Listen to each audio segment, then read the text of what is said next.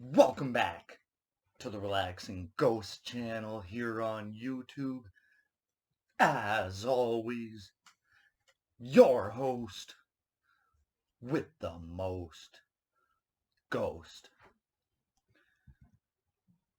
Today we got our WrestleMania 38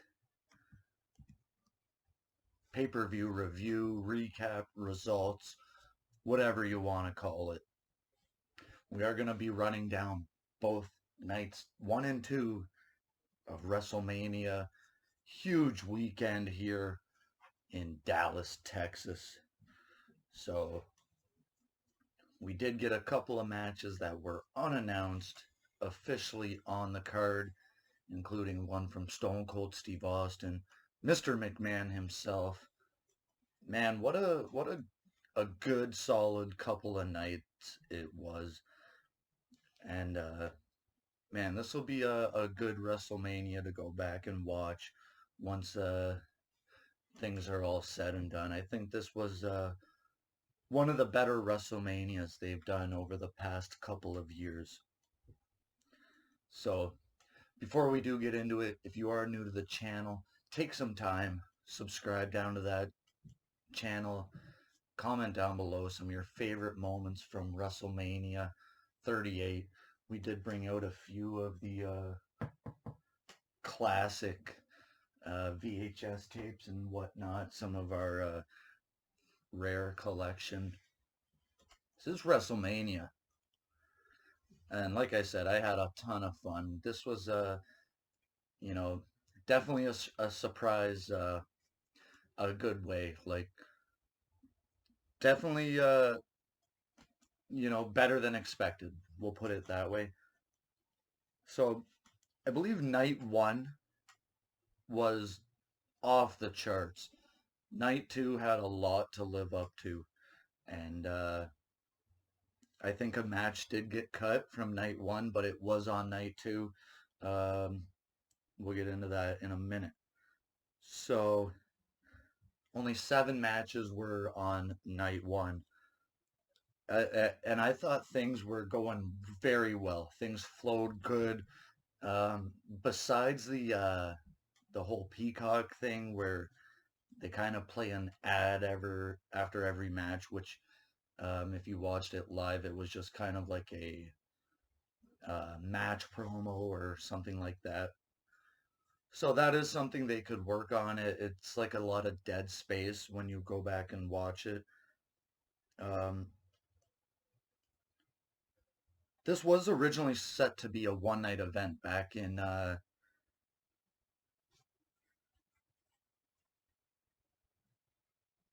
on April 3rd, 2022. Plans changed, and I think from the reception they got last year, the two-night shows I think are just best going forward. Uh, 2 hour pre-show, 6 to 7 hour main show just is way too much for a lot of people. So with that all being said, let's get into this. So we did have 7 matches, like I said. So they, man, um, the Usos start things off here, and man, talk about making a moment here. I do believe things kind of just changed quick on the fly with this one. Rick Boogs, sadly injured. Man, this guy cannot just catch a break here. It sounds like he torn his quad or his patella tendon, something like that. He went to go pick up both Usos and just landed awkwardly on that knee, the right knee. I honestly thought it was part of the match at first, but afterwards you could see Nakamura was just kind of, beside himself. He could not believe it. And man, shout out to Boogs. Big fan of his. I was really looking forward to that match. And, sadly, I think it was cut short. It didn't even go 7 minutes. So the Usos retained. Um, Drew McIntyre, his entrance was apparently cut short or cut altogether for whatever reason. And this was a decent match as well. Um, I said, Drew McIntyre has, sadly fallen down the ladder of things in WWE. This match was okay. It's, kind of a middle of the road type match, but not what I expect from a former WWE champion. Um, so McIntyre did defeat Happy Corbin, kicking out of the end of days, which has been protected beyond belief in, since Corbin's been in WWE. No one has kicked out of that until WrestleMania. So McIntyre gets a big moment, and then he takes that big old sword, chopping the ropes, and what a visual! Honestly, this was a one hell of a one hell of a visual there. Taking that humongous sword, chopping those ropes, man, pretty cool moment. But yeah, who was it? Madcap Moss was getting involved and things like that. Um, let's hope McIntyre can find his way back into the title picture. Third match of the night with The Miz and Logan Paul going over the Mysterios, Rey Mysterio, Dominic. Um, again, this was a solid tag team match. Uh, Logan Paul actually, looking a lot better than people expected. He's been in the ring with Floyd Mayweather and other high profile boxers. So I think people underestimated Logan Paul here, and they went out, had a hell of a tag team match. I like the stereo 619s and the double frog splashes and things like that. So they had some really cool gear that looked like the Los Gringos Locos from Eddie Guerrero Art Bar days in Mexico and things like that. So very cool match. Kind of your basic tag team match. But Logan Paul and The Miz got the win, and then The Miz kind of just turns on Logan Paul. So maybe this will turn into some type of match later on, maybe SummerSlam or some bigger pay-per-view.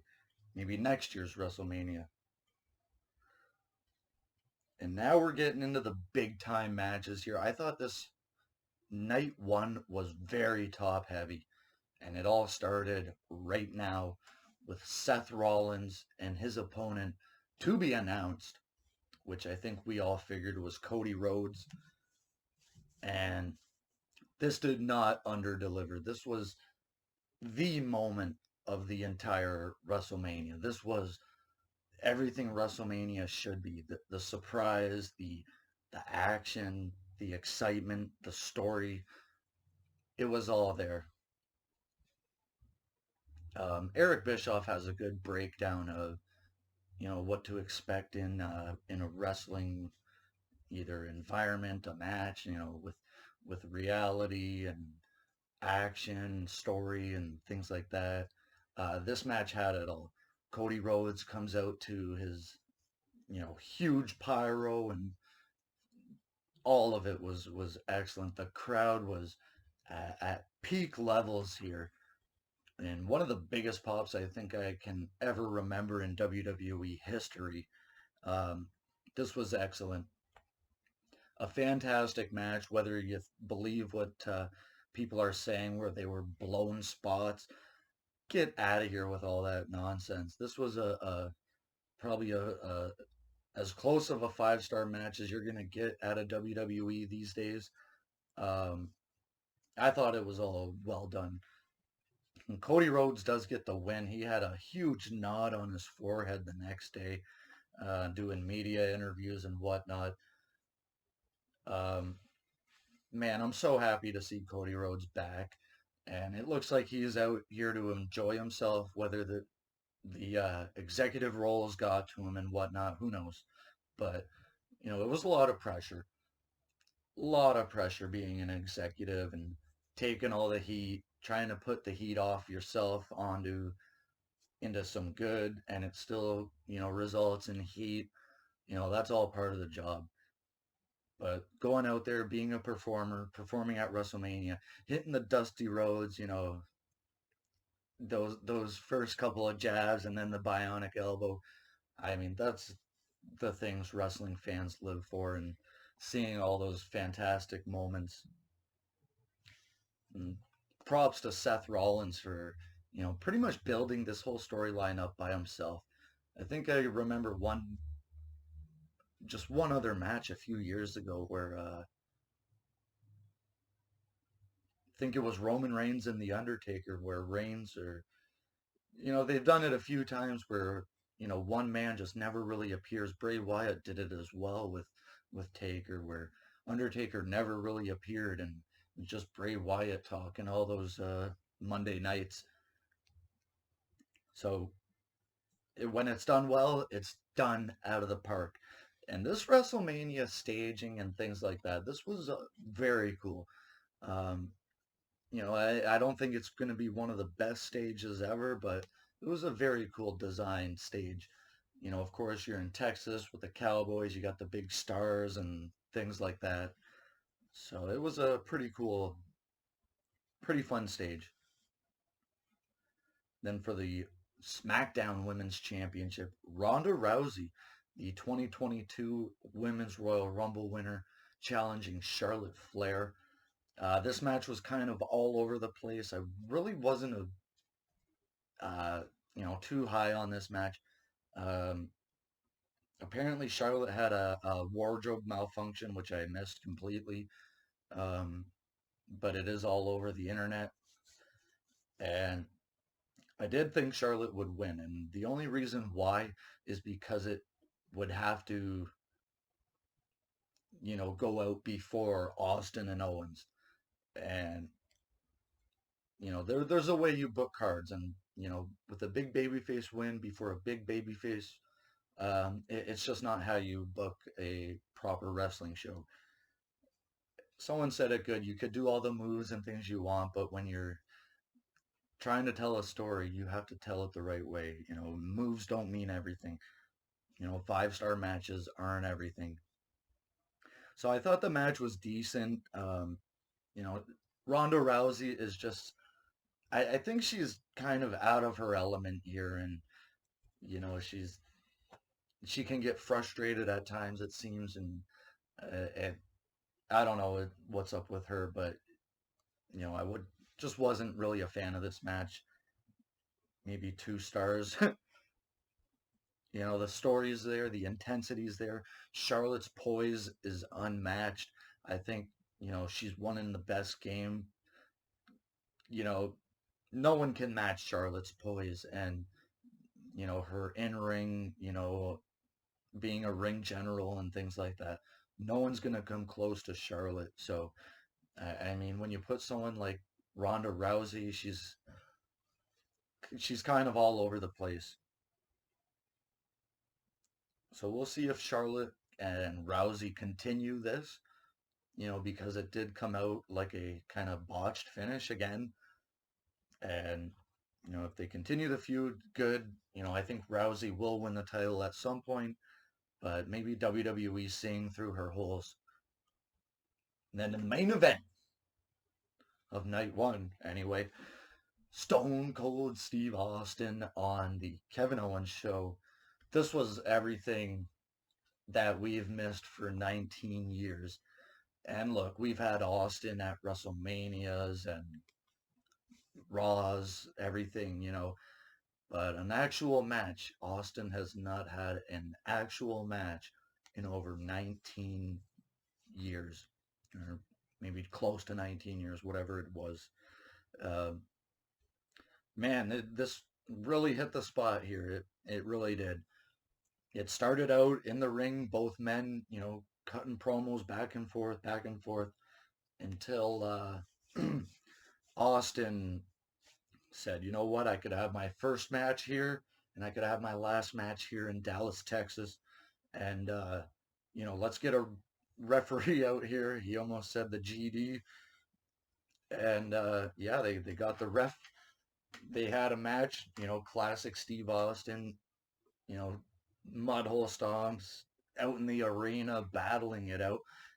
He takes a suplex on the concrete floor at one point in the match. A suplex on a concrete floor. Man, and look, I'm not against Austin ever having another match, but I really hope this is it for him. He didn't get to leave on his own terms, similar to Edge, where he's kind of there one week and kind of gone the next. He dealt with a lot of injury problems. And his career is a lot shorter than people think. The height of Austin from, 1998 through about 2001, it's only about a 3 or 4 year period where he was really, rocking on top. So this is pretty much everything, a lot of people wanted to see. It was a great way to end the show. And, I'm very satisfied with how night one turned out. Despite its flaws, I think a lot of people went home happy that night. So I'm giving about a 9 out of 10 for night one. Night two, like I mentioned earlier, there was a match cut from night one. It was the Sheamus and Company versus the New Day. It only went about 90 seconds. Very, very weird. I'm sure they could have gave it much more time with, probably about 45 minutes worth of commercials and advertisements they played throughout the night. You're telling me you couldn't give these guys about 5 minutes? It's just a strange thing. But Sheamus and Holland got the win. Night two, I only got about 5 out of 9 or something.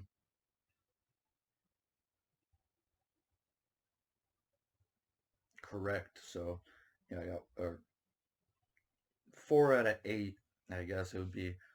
So I went about 50% with my predictions. Night one, I got about 6 out of 8. Night two, 4 out of 8. So I went about 10 for 16 or so, 10 out of 15, which isn't bad. I mean, I've had worse predictions. So night two opens up with a Triple H promo and things like that. And, shout out to Triple H. He left his boots in the ring, signifying the end of his career. And, man, we're going to miss you, Triple H. You've been, a hell of a performer over, close to 30-year career. It's been in WWE almost 30 years, 26, 27 years. He's always been one of my favorites. So, having his career cut short is, never something I want to see.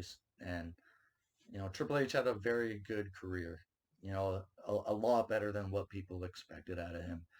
And he's always going to have his haters and things like that. But Triple H, you know, this WrestleMania, I hope you were proud of some of the things you've seen.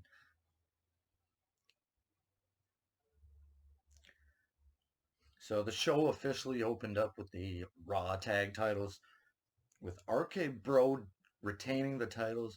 This was a this was actually a decent match. I thought this was better, of course, than the Usos match, which I believe was cut short due to the injury. But honestly, I thought this was a pretty fun match. The three teams seemed to work well together with Street Profits, Gable, and Otis. They all hit their cool spots. A huge blockbuster off the top rope from Ford, and it was a nasty RKO off the top rope, kind of ending it all. And the RK Bro retained the tag titles. After the match, he had Gable Steveson in the ring, celebrating and hitting a huge belly to belly on Chad Gable. So we're getting our first taste of Gable Steveson here at WrestleMania. And, I think the problem with this year's WrestleMania is there was kind of a little bit too much. I still think you could cut half of this out and put on a solid 4 to 5 hour show. Bobby Lashley versus Omas. A decent match. Lashley hitting, a spear in the kidneys and then a spear in the front. A regular spear, and defeats Omos. Johnny Knoxville defeats Sami Zayn in a very fun match. They had a giant mousetrap, a huge hand that just kind of appeared out of nowhere and kind of whacked Sami Zayn. Wee Man and all the other jackass uh, people, I guess you call them. Uh, so, pretty much your basic hardcore styled match with tables and trash cans and all the other stuff.